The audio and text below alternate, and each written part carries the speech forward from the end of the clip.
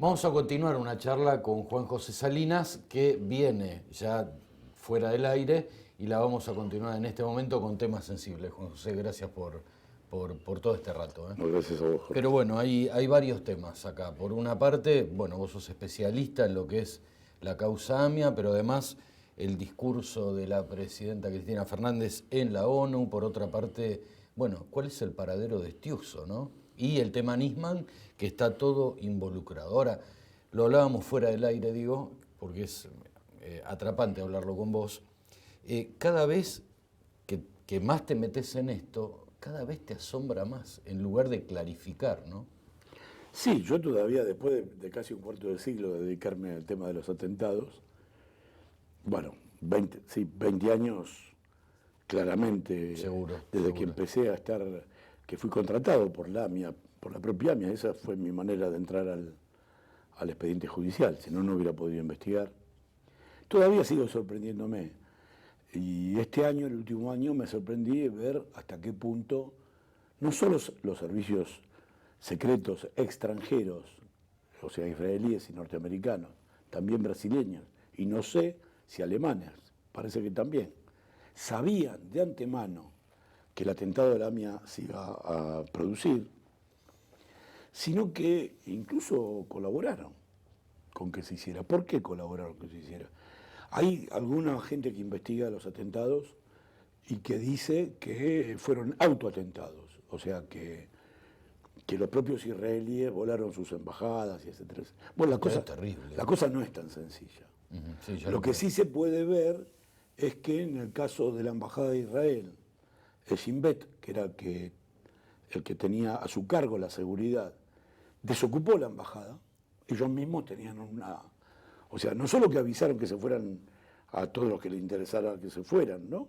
Solamente murieron 4 israelíes y nadie con cargo importante de esos 4, y los muertos fueron 22, el resto son argentinos, empleados y gente que estaba en la calle, hasta un cura que estaba enfrente, sino que ellos tenían el Shin Bet, el servicio de seguridad, el servicio secreto de seguridad que se ocupa además de los territorios ocupados y de cuidar a todas las embajadas israelíes, tenía ese día una reunión regional y a último momento la levantó y la pasó al Hotel Sheraton.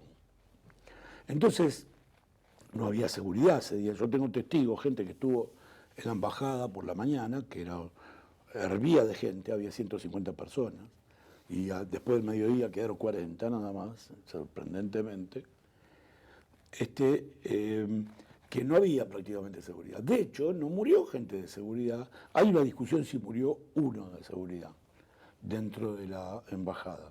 Pero el grupo de seguridad que había siempre dentro de las embajadas no estaba. No estaba. No, se estaban en el Sheraton. Esto en la embajada. En la AMIA es todavía más sofisticado. O sea, llaman a todos los dirigentes de la AMIA y de la DAIA, los llaman a una reunión en Radio High, so pretexto de que se iba a inaugurar una comunicación, un sistema de comunicación entre Israel y Argentina. Con lo cual, todos los dirigentes de la casa y otros dirigentes de la colectividad judía están en la radio cuando se produce la explosión. De tal manera que esa explosión, que está claramente dirigida contra la DAIA, no contra la AMIA. Contra la DAIA. Es contra la DAIA. Esto me lo dijeron los propios directivos de la DAIA, a mí, cuando estaba bajo contrato del AMIA. No había, en la DAIA había un mozo, Goy, una empleada y un empleado. Nada más. Y cuando vino el juicio, otra empleada que no había ido a trabajar ese día, una empleada que había hecho el servicio militar en Israel, se quiebra y sin decir nada, porque no es... Dice que a la otra empleada, ella le había insistido mucho para que no fuera el lunes. Que no fuera, porque tenía que rendir exámenes, porque no se quedaba a estudiar en su casa. Y en el juicio dice, no me hizo caso, yo le dije que no fuera. Y esto era un lunes a la mañana, cerca de las 10 de la mañana. Exacto. No había ningún directivo. Es un día donde nadie falta los lunes a los trabajos. ¿Quién que trabaje, que entre a las 8 o 9 de la mañana, no está a las 10 un lunes en el trabajo? Seguro. Todo el mundo está en el trabajo. Ese día no hay pretexto para no estar. Los pretextos vienen después, en el transcurrir de la semana. Bueno, no había nadie, este es el tema, y había un solo israelí en la AMIA, que había llegado unos pocos meses antes, sobre pretexto de ser el intendente del edificio, un ex militar, Aaron Edry, que lo que hizo este señor fue hacer una comunicación en el segundo piso con el edificio de detrás, que daba a la calle Uriburu, que también era de la colectividad. Y este señor se salvó de la explosión porque estaba en el edificio al lado, cuando se produjo. Él era el encargado de las refacciones y por lo tanto de la llegada y entrega de los bolquetes. Y yo sostengo, y me parece que está muy claro para cualquiera que se meta en el expediente judicial, que hubo explosivos en un bolquete que se dejó en la puerta de la AMIA 3 o 4 minutos antes de que todo volara por los aires. O sea que, como vos sostenés en toda esta historia y en toda esta investigación, fueron 2 explosiones en la AMIA. Sí, la otra, igual que en el caso de la embajada, se metió con materiales de construcción, unas bolsas como de cemento de claucol, unas bolsas blancas, que en el caso de la AMIA vio una ascensorista y así lo declaró. Dijo que ella vio cómo las bajaba en la vereda, las apilaban para meterlas dentro del edificio. No vio cuando las metieron dentro del edificio, porque ella llegó, saludó, se estaba cambiando y ahí vino la explosión, unos minutos después. Pero lo lógico era que siempre que se bajaban las bolsas en la calzada, al lado del cordón, se apilaban y después se metían adentro del edificio. Entonces, yo creo que hubo explosivos en el caso de la AMIA, claramente, dentro del edificio, 1 metro, 1,5 metros, seguro, en el primer rellano, claro, donde estaban estas bolsas, y en el bolquete. Los dueños del bolquete, bueno, las declaraciones de los 2 choferes, en el caso de la embajada, del que deja los cerámicos, y en el caso de la AMIA, del que deja el bolquete, son, si no fuera tan trágico, descacharrantes, porque son absurdas, dicen cualquier boludez, mienten en forma harto evidente. Te da hasta bronca esto. Pero es que es una cosa alevosa como mienten. Y los dueños del bolquete son unos libaneses, católicos, maronitas, que habían comprado 10 toneladas de amonal, que es el explosivo que se utilizó, y que fueron presos a pedido de todos los fiscales, incluidos los que ahora están siendo juzgados. 7 fiscales firmaron que tenían que ir presos.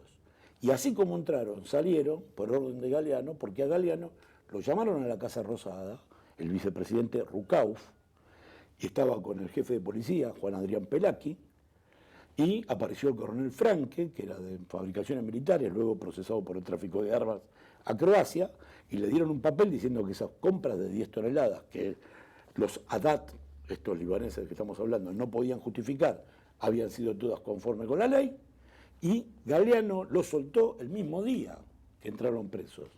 No estamos hablando de una infracción de tránsito, estamos hablando de un asesinato masivo, una masacre, una matanza de 85 personas y 200 heridos. Y bueno, lo soltaron, porque como diciendo es amigo de la casa, lo soltaron. La presidenta en Estados Unidos, después hablamos de este uso, se equivoca la presidenta.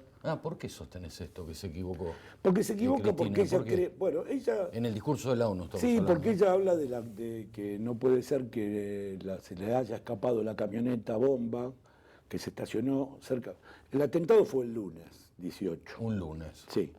El viernes 15, en un estacionamiento muy grande, universitario, que está al lado de la Facultad de Medicina, ¿no? Sí, sí. Se estaciona una camioneta, haciendo todo tipo de aspavientos. O sea, se estaciona, lo único que faltaba es que tocaran el bombo, para que la gente supiera que se estaba estacionando ahí. O sea, no es que se deja la camioneta, sino que se paga una estadía de 1 semana, el muchacho que lo deja, que es un muchacho de San Telmo, se hace el extranjero para hablar, va a hablar con todos los empleados, rellena una ficha, pone en la ficha que vive en un hotel que no casualmente es un hotel que suelen utilizar los diplomáticos de segundo orden de la Embajada de Irán. Antes de eso habían ido a otro estacionamiento, el de Sanatorio Medicus, el de Otamendi. Habían querido entrar forzando con el encargado, querían dejar la camioneta arriba y el encargado les explicaba que no entraba porque el arco del techo es más bajo que la camioneta y entonces se hicieron los raros, se hacían los extranjeros. Todo esto quedó filmado, pero nunca la CIDE fue a pedir los videos. Dijo que los iba a pedir y entonces al final se terminó por regrabar. Filmado por varias cámaras. Quiero decir, la gente que dejó la camioneta la dejó, faltaba que tocaran el bombo, ¿no? Con una tachín para dejar el bombo. Porque la camioneta no es una camioneta, no fue una camioneta bomba, es una camioneta para distraer la atención. Claro, el De foco, hecho, estos muchachos, desfocalizar, ¿no? estos muchachos fueron detenidos. Yo en el libro que publiqué en el año 97, que se llamaba AMIA el atentado, quiénes son los autores y por qué no están presos, hace ya 97, ¿hace cuánto? Hace 18 años. Sí, 18 años. Bueno, publiqué las declaraciones de ellos y la foto, porque ellos fueron detenidos. Los detuvo la CIDE, les pegó un par de sopapos y parece que hablaron. Pero ¿qué pasa? La CIDE no puede detener a nadie. No tiene potestad para detenerte ni a vos ni a mí. ¿Qué es la CIDE? Entonces agarraron a estos muchachos y los llevaron a la policía. Y resulta que estos muchachos eran de la policía, por así decirlo, porque eran muy vinculados con Alejandro Monjo. ¿Quién es Alejandro Monjo? Para recordarle a los oyentes. Alejandro Monjo es quien le da la camioneta a Teseldín. La famosa camioneta, supuestamente bomba, le da. Alejandro Monjo es un tipo que se dedicaba al mellizaje de coches, a todo tipo de transfugiadas con los autos, en sociedad con el subjefe de la Policía Federal. No es que lo hacía solo, lo hacía aliado con la Policía Federal, un gran negocio. Entonces, estos muchachos eran eran 3 muchachos. Uno de ellos era agente de policía directamente de la comisaría 47. Y era íntimo amigo desde la escuela primaria del otro muchacho, y los dos vivían en San Telmo. El otro muchacho se llamaba Tomás David Lorenz, y tenía un hermano que también es detenido, se llamaba Mario, que era médico recién recibido, y que está clara, parece que era fotógrafo de la Federal, pero no, esto no figura, o sea, como pluma, como agente inorgánico. Y bueno, estos muchachos lo sueltan. Quiero decir, la presidenta aparentemente no lo tiene esto presente, tiene tantas cosas en la cabeza que están bien, ¿viste? Es imposible. Este es un caso muy complicado. ¿Qué pasa con la presidenta? La presidenta hubo un prosecretario del juzgado de Galeano que denunció muchas de las matufias de Galeano. Pero este prosecretario no era una persona neutral, era un agente de la Policía Federal infiltrado en el juzgado para informar al comisario Jorge Palacios, alias El Fino, que está ahora siendo juzgado como encubridor. Exactamente. Sí, entonces, lo que dice Lifchitz, siendo verdad muchas cosas de las que dice, no es todo verdad. Es una explicación que cargaba las tintas sobre Estiuso y desculpaba a la Policía Federal. O sea, y los dos participaron en todo este lío. Gente de la Policía Federal y gente de la CIDE. Encima, Lifchitz esto lo hacía aliado con... Perdona, para que quede claro, ese es el tema puntual en la cual sostenés que... mete la pata. Claro, se Cristina equivocó, mete la pata. ¿Por qué? El tema Lifchitz, ¿no? Claro, porque le crea a Lifchitz todo lo que dice. Entonces, ¿qué es lo que dice Lifchitz? Que Estiuso y la CIDE venían siguiendo a un grupo de iraníes asesinos, ¿viste? ¿Entendés? Porque los querían agarrar con la mano en la masa, pero que los iraníes y los Hezbollah, el chofer suicida, todo esto se les escapó del control, hicieron el atentado y que por eso, de la vergüenza, encubrieron. No, es mucho peor la cosa. Esta es una aplicación simplista.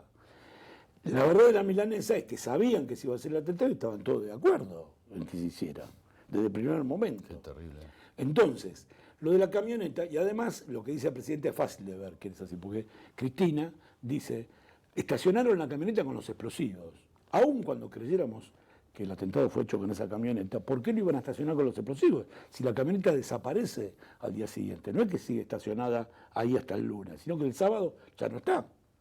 Entonces, para cargarlo con explosivos lo podían haber cargado el domingo en otro lado, por ejemplo en la calle Constitución, en cualquier lado, quiero decir, no la complico, se podía haber complicado. Entonces, es evidente que es una explicación simplista esa, y que tiene la única virtud que tiene, que es dejar afuera de todo a gente de la Policía Federal que está muy involucrada. Porque, ¿qué es lo que pasa?